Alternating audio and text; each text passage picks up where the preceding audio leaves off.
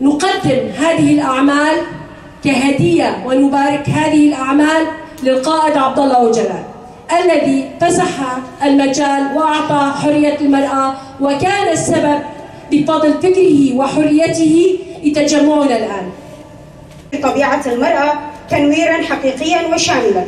إلى توضيح وضع المرأة من تاريخ الاحتلال إلى احتلال العديد من القضايا الأخرى كالاقتصادية، الاجتماعية، السياسية والفكرية، سيساهم مساهمة كبيرة في توضيح جميع قضايا التاريخ الأخرى وجميع النواحي الاجتماعية.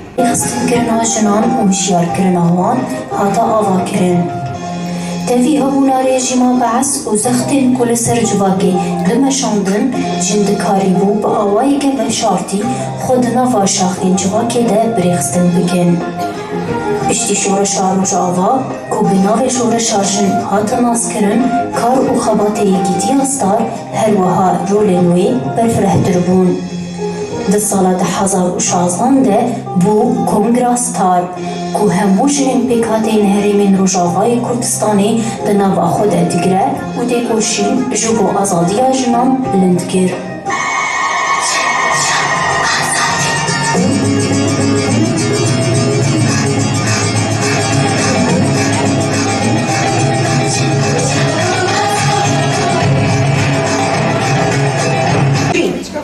الوضع السياسي ما يزال نظام الهيمنة الرأسمالية يعاني من أزمة بنيوية ويسعى إلى إيجاد مخرج للأزمة ولا يزال المركز المعتمد عليه من أجل التوسيع والسيطرة في الشرق الأوسط فصراع المصالح الضيقة تعادي إدارة الشعوب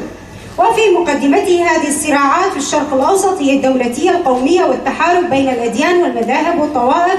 ولا يتوانى نظام الهيمنة من جعل الأطراف في حالة صراع دائم. حلاك وأنا تردر بازدبن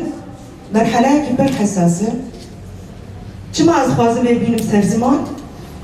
اجبرگو حمو هوالی گل بر حاضرن حمو هوال دا آستاری ببریه دن چه پارتیین سیاسی به سازی به خواباتین ریلبرین کنگراستارین ناچه آبن حمو هوال بر حاضرن جبرگو هوال هم ما دسری دستفیزیونک جینری